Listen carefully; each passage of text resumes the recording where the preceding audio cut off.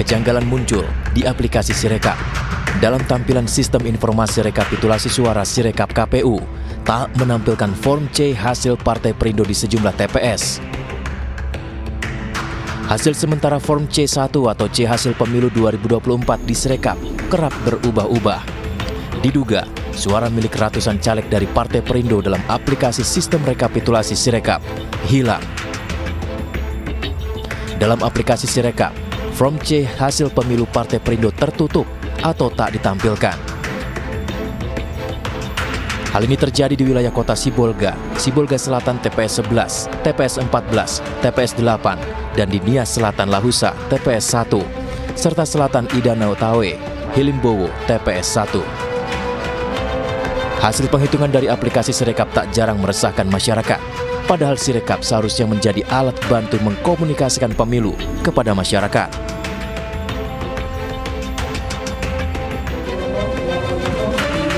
Sementara itu, dugaan manipulasi suara mencuat di berbagai wilayah.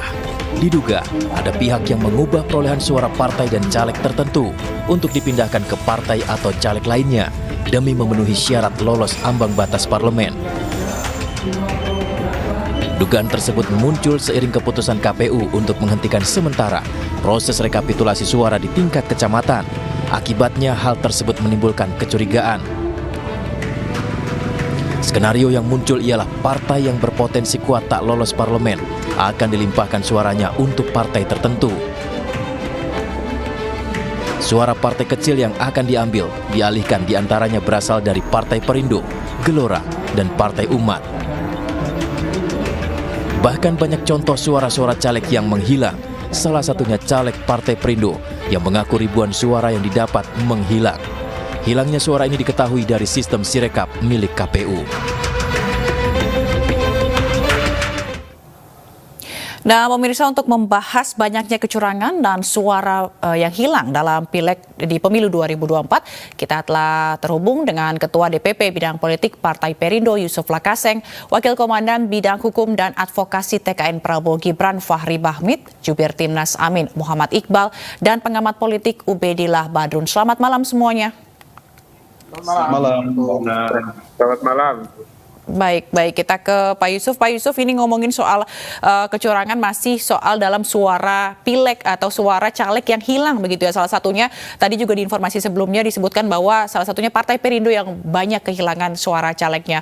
Dan sekarang juga banyak bukti-bukti yang makin masif gitu ya, makin diperlihatkan. Bagaimana Pak Yusuf? Ya, kita juga bingung dengan situasi ini ya.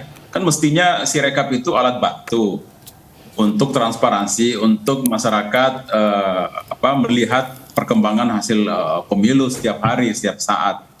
Tapi hasilnya malah kekacauan ya. Data yang berubah angkanya, bahkan ada data ekstrim yang DPT-nya 300, hasilnya kemudian menggelembung secara akumulatif menjadi lebih besar lagi ya.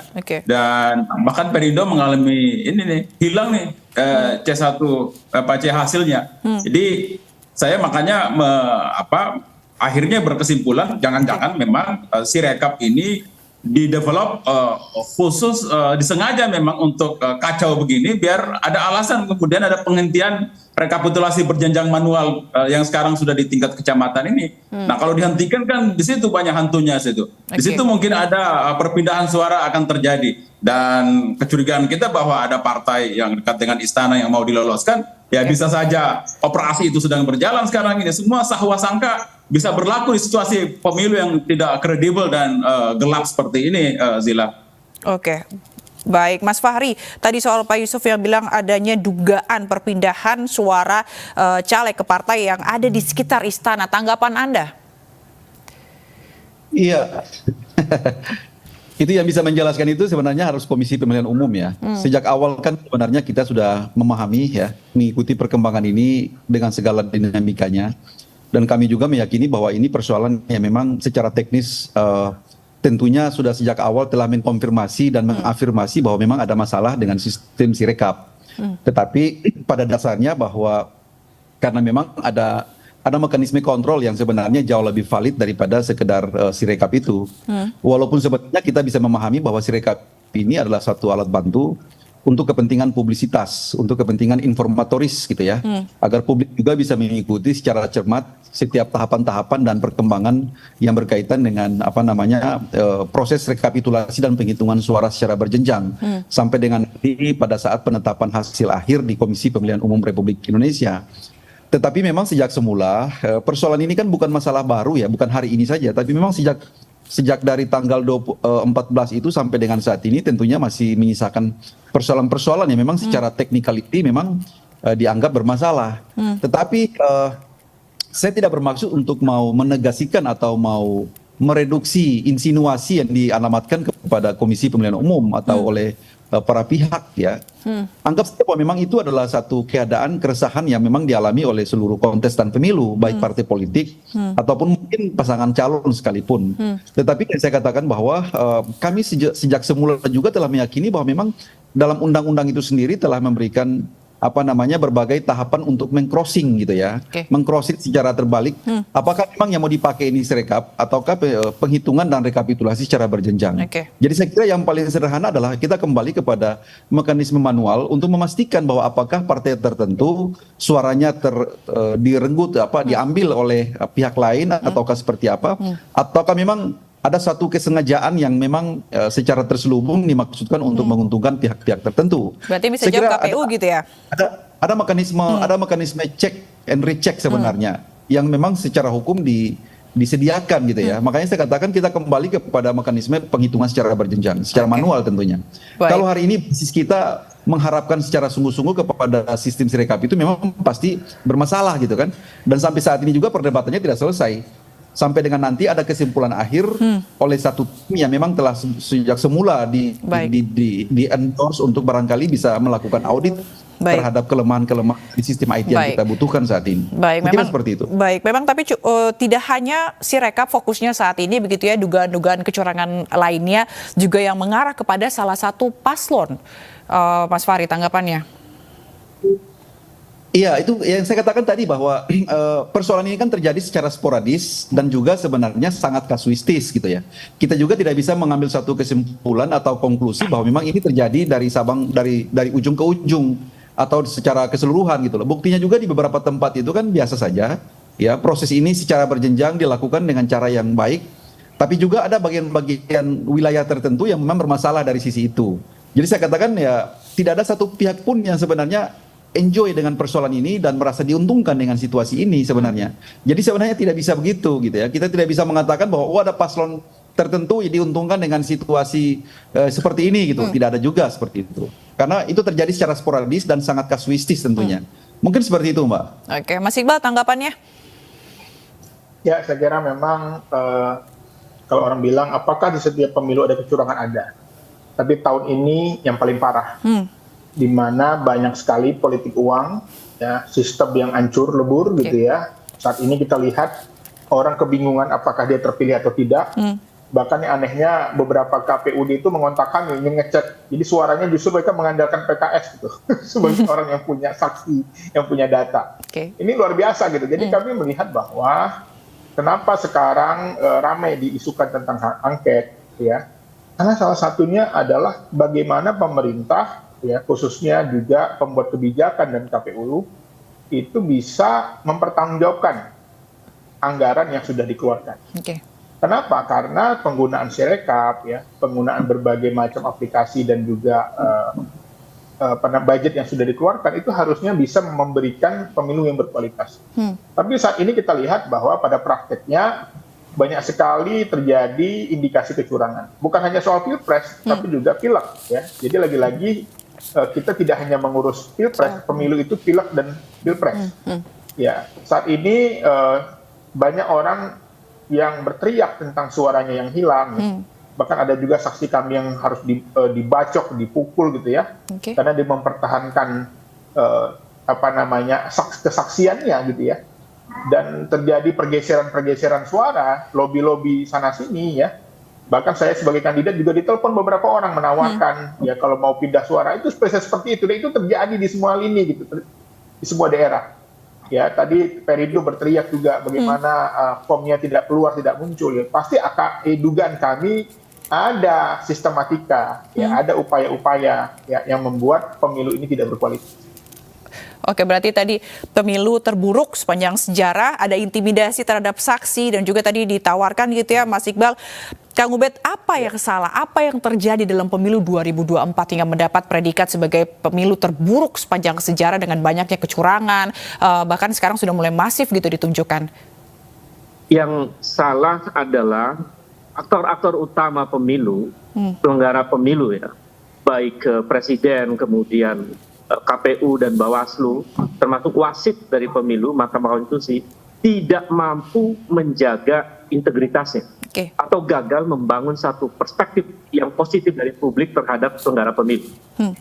Nah, celakanya itu kan terjadi dari awal. Sebenarnya itu problem utama di awal itu, sehingga kemudian memunculkan satu public distrust yang luar biasa terhadap penyelenggara pemilu dan penegak hukum di dalam pemilu. Nah, kalau ini kemudian ditambah dengan peristiwa-peristiwa empirik, misalnya bagaimana ada semacam represi terhadap kepala desa misalnya, ini empirik ya karena berdasarkan ungkapan kepala desa sendiri misalnya, meskipun kasusnya belum semua terungkap, tetapi itu adalah fakta yang tidak bisa diabaikan, termasuk juga misalnya fenomena tentang bagaimana Sirekap itu ternyata kemudian bermasalah cukup serius dan lain-lain, itu menyempurnakan satu public distrust yang luar biasa dalam elektoral tahun 2024 ini. Karena itu menurut saya tidak ada jalan lain untuk menyelesaikan perkara ini kecuali lewat pengadilan. Pengadilan apa? Ya di Bawaslu atau di Mahkamah Konstitusi. Semua hal harus kita selesaikan melalui sebuah proses hukum ya, yang memungkinkan kemudian semua orang mampu menunjukkan fakta-fakta empirik, peristiwa-peristiwa empirik yang menjadi dasar keputusan pengadilan nanti di Bawaslu maupun di Mahkamah Konstitusi. Persoalannya adalah misalnya bagaimana kemudian kita bisa percaya pada Mahkamah Konstitusi yang bisa menyelesaikan persoalan ini. Bagaimana pula kita bisa percaya pada Bawaslu yang bisa menyelesaikan persoalan ini. Ini problem berikutnya yang memungkinkan akan memicu persoalan-persoalan baru dalam dinamika politik sekarang. Oleh karena itu menurut saya ini memang harus ada satu upaya yang sangat serius untuk menghentikan seluruh praktek yang pada akhirnya merusak, makin mempertajam persoalan begitu di dalam politik. Misalnya pemilu belum usai, belum ada pengumuman hasil pemilu, tapi sudah mulai ada klaim-klaim dari berbagai pihak, terutama misalnya ada salah satu pihak yang kemudian merasa sudah menang gitu di atas kertas misalnya. Saya kira ini yang kemudian menimbulkan makin semacam ada emosi publik yang sebetulnya bisa berpotensi menjadi sebuah gerakan, karena persepsi yang kemudian terkonstruksi di publik adalah mengarah kepada calon tertentu yang melakukan tindakan yang disebut sebagai tindakan terstruktur, sistematis dan masif. Nah, ini kan sulit dihindari nih. Karena juga di saat yang sama ada kegagalan struktural gitu. Ada kegagalan struktural untuk membangun kepercayaan, di saat yang sama ada peristiwa-peristiwa empirik yang membenarkan public distrust itu. Yang ketiga ada aktor-aktor politik yang kemudian melakukan klaim-klaim terhadap proses pemilu ini. Ini yang kemudian menimbulkan persoalan menjadi sangat kompleks saya kira, dan saya nggak tahu apa yang akan terjadi dalam bulan-bulan terakhir, karena di saat yang sama kemudian ternyata banyak data menemukan bagaimana kekuasaan terlibat dalam upaya untuk menggunakan bantuan sosial di menjelang hari pemilihan umum misalnya. Itu tidak bisa dihindari juga, itu sebagai sebuah fakta saya kira. Nah, ini memperumit persoalan dan saya kira kita tetap sebagai akademisi ya, saya melihat ini dinamikanya akan terus berjalan dan proses hukum harus terus berjalan, dan kalau kemudian keputusan yang diambil oleh Bawaslu misalnya atau Mahkamah Konstitusi adalah keputusan pahit, itu juga harus diterima oleh semua kontestan ya saya kira. Saya kira itu. Baik, jadi adanya salah satu klaim dari salah satu paslon mengenai kemenangan yang dinilai memperumit begitu ya di tengah penghitungan suara yang masih berjalan begitu. Kita akan tanya tanggapan dari Mas Fahri, tapi usai jeda berikut ini. Pemirsa jangan kemana-mana, dialog akan kami lanjutkan usai jeda berikut, tetaplah bersama iNewsroom.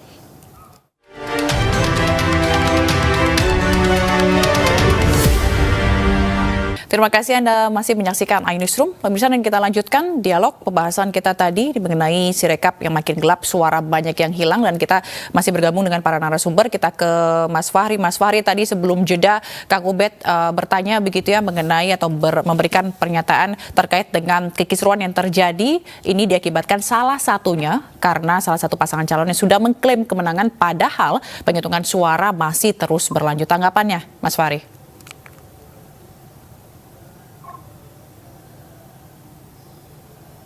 Iya, sebelum saya menanggapi langsung berkaitan dengan klaim kemenangan, tadi sebenarnya menarik ya, ini disampaikan oleh Bang Ubaidillah ya, bahwa ada mekanisme untuk kita menguji ya. Saya nggak tahu sejauh mana saat ini berbagai pihak telah mengajukan persoalan-persoalan kecurangan ini untuk diuji ke pengadilan untuk membuktikan apakah memang ada persoalan yang memang secara hukum dapat dibuktikan, ada penyelewengan, ada apalagi namanya election fraud dan segala macam, itu saya nggak tahu. Tapi sejauh ini kalaupun andaikan itu yang diuji, saya kira itu jauh lebih ideal sebenarnya daripada kita memperdebatkan soal-soal seperti ini secara berkepanjangan tanpa adanya ujung gitu ya. Jadi memang kita menghendaki untuk mendorong supaya persoalan ini bisa diuji secara lebih konform ya lewat mekanisme hukum yang ada melalui Bawaslu dan seterusnya. Persoalan saat ini juga banyak pihak yang mencoba untuk mendorong apakah lewat angket dan segala macam. Kami berpikir itu adalah hak konstitusional dari setiap orang untuk menggunakan kewenangannya, dan kami juga akan siap untuk membuktikan sebaliknya. Lalu yang berkaitan dengan apalagi namanya persoalan selebrasi ataupun glorifikasi dan kemenangan ini, saya kira itu konsekuensi dan mengalami hal yang sama. Kalaupun misalnya berdasarkan hitung-hitungan cepat, ini kan soal metodologi. Ada pihak yang barangkali mungkin tidak setuju, tidak sejalan dengan metode yang dipakai, metodologi yang dipakai, mungkin bisa saja melakukan pembantahan gitu ya. Karena kita juga selain daripada harus menunggu secara berjenjang perhitungan akhir yang nanti ditetapkan oleh KPU, kita juga mempercayai metodologi ilmiah gitu ya. Secara akademik, apakah memang itu sesuatu yang benar adanya ataukah seperti apa? Nah, jadi kalau seperti itu logikanya, kalau kita orang-orang kampus ini yang terbiasa dengan melakukan riset, dengan melakukan penelitian, dengan melakukan kajian-kajian ilmiah secara akademik, kita data dengan data ya. Kalaupun membantah juga ya membantah dengan data tentunya, membantah dengan instrumen survei juga. Baik, Mas Fahri. Jadi saya kira sejauh ini barangkali dengan berdasar kepada hasil riset dan segala macam, kami meyakini bahwa itulah hasil kemenangan. Walaupun nantinya kita menjunjung tinggi, kita menghormati hasil akhir yang akan ditetapkan oleh KPU. Baik. Jadi saya kira itu hal yang biasa saja, hal yang generik saja sebenarnya dalam alam demokrasi ini. Seperti itu. Baik. Tadi berarti disampaikan ujung-ujungnya dipersilakan untuk melakukan ke MK begitu ya, sama tadi yang disebutkan oleh Kang Ubed juga sebelumnya. Tapi kalau kita lihat di sini mengalami trust isu kepada MK khususnya masyarakat, karena di awal Pilpres 2024 begitu masyarakat sudah mulai memiliki itu tadi trust isu kepada MK. Bagaimana nantinya kalau misalnya persoalan ini dibawa ke MK, bagaimana kita bisa menjamin bahwa MK akan bekerja dengan profesional dan juga objektif seperti itu, Kang Yusuf? Ya, saya kira pemilu ini ya sejak diskusi-diskusi sebelumnya ketika ribut-ribut soal MK, saya bilang bahwa pemilu kita ini sejak awal sudah dicurangi. Peristiwa MK itu bukan peristiwa biasa, itu adalah peristiwa pemegang kekuasaan tertinggi menggunakan kekuasaan secara tidak patut untuk kepentingan politiknya. Makanya saya setuju bahwa ini soal kecurangan kali ini tidak bisa hanya dibawa ke MK. Ini sudah betul jalurnya dibawa ke jalur politik di hak angket. Karena saya menduga bahwa peristiwa MK itu sama persis seperti peristiwa Watergate di Amerika tahun 72 itu yang menyebabkan Richard Nixon harus tumbang dari kursi kekuasaan kepresidennya. Dan menurut saya juga tidak ada masalah hak angket kemudian tidak berdampak terhadap hasil pemilu jalan terus. Hak angket kemudian bisa memakzulkan presiden. Penting kita dalam proses perjalanan bangsa ini, dan satu sejarah memberi pelajaran kepada kekuasaan yang presiden yang menggunakan secara tidak patut, agar dia dikasih pelajaran begitu bahwa apa yang Anda lakukan itu sangat tidak pantas, dan karena itu Anda harus tidak pantas duduk di kursi kepresidenan itu. Soal hasil pemilu, menurut saya hasil pemilu Prabowo Gibran ya biarkan saja, tapi ingat bahwa legitimasi mereka sangat ringkih ya. Sejauh mana kemampuan mereka untuk bertahan pada kekuasaan, yaitu sejauh mana kemampuan mereka memelihara demokrasinya agar tetap tumbuh berkembang, dan sejauh mana mereka mengelola ekonominya agar menghasilkan satu ekonomi yang baik. Jika dua hal itu mereka tidak bisa lakukan dalam proses periode pemerintahan mereka, maka saya yakin bahwa mereka tidak akan sampai 5 tahun. Ini pemilu kita kali ini menyimpan sekam ya, api dalam sekam ya, menyimpan bom waktu yang saya kira dalam perjalanan bangsa ini kita tidak tahu kapan meletupnya, tapi akan ada titik letupnya, titik ledakannya yang akan besar terjadi dalam waktu-waktu yang akan datang. Saya kira itu, Zila. Oke, Mas Fahri, tanggapannya? Iya, saya kira nggak ada masalah ya. Namanya analisis, namanya pendapat yang disampaikan Pak Yusuf itu kita hargai ya. Saya secara pribadi juga menghargai kalau memang itu adalah satu analisis sejauh mana pemerintahan ini bertahan. Kemudian yang kedua adalah bagaimana agar saya lebih setuju sebenarnya kalau kita mendorong agar segala macam persoalan sengkarut masalah ini kita bawa kepada jalur-jalur yang telah ditentukan oleh hukum gitu ya, yaitu melalui DKPP, melalui Bawaslu, melalui berbagai mekanisme koreksi yang bisa ditempuh, bahkan mungkin secara politik melalui satu extraordinary parlemen bisa diajukan ke DPR, walaupun barangkali kami punya pendapat tersendiri. Secara akademik pun sebenarnya kami punya pendapat yang barangkali mungkin tidak perlu untuk didiskusikan dalam forum ini. Tetapi sekiranya kalaupun itu mau dikonsolidir ya, untuk harus dibawa untuk harus di-endorse ke sana, silakan saja. Kami hargai itu sebagai bagian pada hak konstitusional. Melalui jalur-jalur resmi, melalui jalur-jalur formal yang tersedia saat ini, hendaknya persoalan-persoalan seperti ini bisa kita uji gitu ya. Kita uji saja bahwa secara hukum apakah terlepas dari apakah rasa percaya itu atau terjadi distrust di berbagai kalangan ya terhadap lembaga-lembaga dan institusi-institusi resmi saat ini yang diberikan mandat hukum untuk menyelesaikan persoalan ini, terserah saja. Tapi bahwa kalau persoalan ini harus kita selesaikan dan harus ada ujungnya, ya, bahwa persoalan ini harus diputus agar memang terkonfirmasi bahwa memang ada pelanggaran atau tidak, ada masalah yang tidak terselesaikan ataukah seperti apa. Karena memang saya mau ingin katakan secara filsafatnya begini, bahwa memang pembentuk hukum itu kan sudah menyadari ya bahwa yang namanya mengurus pemilu seluas ini pasti ada masalah. Dan kalau ada masalah seperti ini, makanya dibentuk berbagai institusi pengawasan, supaya adanya satu mekanisme cek yang benar dan proporsional. Saya kira demikian. Berarti itu artinya pengawasannya tidak berjalan atau tidak berjalan dengan baik begitu ya. Mas Iqbal tadi Pak Yusuf juga menyatakan bahwa salah satu juga solusi untuk mengungkap kecurangan ini juga soal hak angket. Koalisi Perubahan juga mendukung hak angket ini dan tengah menunggu langkah pasti dari partai lain gitu ya untuk bergabung. Sejauh ini bagaimana prosesnya, Mas Iqbal? Ya, saya kira ini akan hak konstitusi di parlemen ya, untuk kita bagaimana angket itu dari bahasa Perancis yang artinya penyelidikan.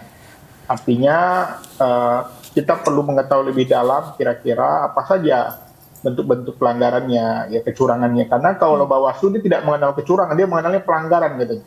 Ya, padahal yang terjadi kita lihat di lapangan ini sangat sistematis, mulai dari proses pencalonan. Bahkan ketua KPU itu dapat hukuman akibat menerima pencalonan di mana prosesnya belum clear.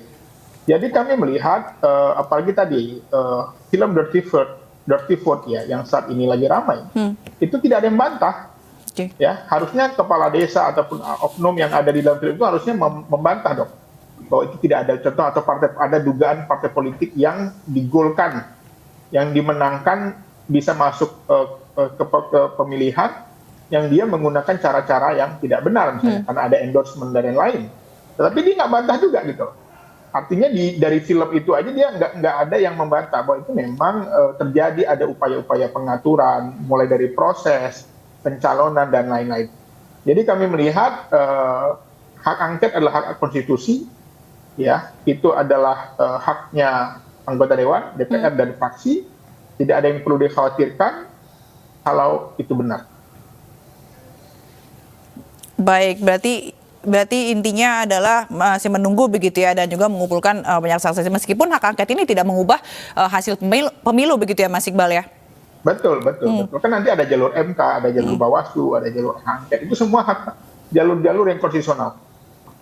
Oke, baik. Lalu terkait dengan tadi kan sempat Mas Fahri juga menyebutkan bahwa bisa saja langsung ke DKPP, Bawaslu. Tapi gimana Mas Iqbal melihat bagaimana Bawaslu bersikap dalam hal ini? KPU juga transparansi KPU untuk kecurangan pemilu 2024 ini? Ya memang ketidakpercayaan publik itu dimulai dari beberapa kali ketua KPU juga kena hukuman gitu. Jadi susah nih memang udah. Kecuali ketua KPU belum pernah kena teguran, belum pernah kena pelanggaran gitu ya. Sehingga orang kalau melaporkan juga malas, paling-paling nanti itu juga gitu. Jadi kita melihat bahwa kredibilitas ini penting ya. Bagaimana mungkin selama proses pencalonan sudah ada 2 lembaga tinggi negara pimpinannya yang terkena hukuman akibat proses pencalonan itu. Ditambah lagi ya dengan pasca masa pemilihan dan pasca pemilihan, termasuk penghitungan. Yang saat ini ya kami menemukan di lapangan terjadi jual beli suara, terjadi pergeseran suara, bahkan politik uang bertebaran di mana-mana. Tidak ada yang diproses segera. Banyak sekali laporan-laporan yang kami buat tidak diproses, termasuk beberapa kali kecurangan yang terang benderang seperti di Malaysia. 2019 di Malaysia itu ramai gempar. Ribuan surat suara dicoblos. 2024 terulang lagi, ya. Itu tentu saja pertanyaan kami ada apa? Ya, bahkan hari ini kami mengapresiasi juga Ketua KPU memberhentikan ya 7 orang anggota KPPSL di Malaysia. Dan ini tentu saja menjadi bukti bahwa memang kecurangan itu ada. Oke, berarti kalau kata Bawaslu tidak ada kecurangan, yang ada pelanggaran begitu ya. Kita akan lihat nanti bagaimana langkah ke depannya begitu untuk mengatasi atau mengevaluasi pemilu 2024 ini yang diklaim terburuk sepanjang sejarah. Baik, terima kasih Mas Fahri Bahmit, Wakil Komandan Bidang Hukum dan Advokasi TKN, Iqbal, Jubir Timnas Amin, Pak Yusufullah Kaseng, Ketua DPP Bidang Politik Partai Perindo, dan juga tadi Kang Ubedillah Badrun, pengamat politik yang tadi ternyata lebih dahulu meninggalkan Zoom karena ada urusan lain. Terima kasih Bapak-Bapak semuanya, salam sehat selalu, sampai jumpa.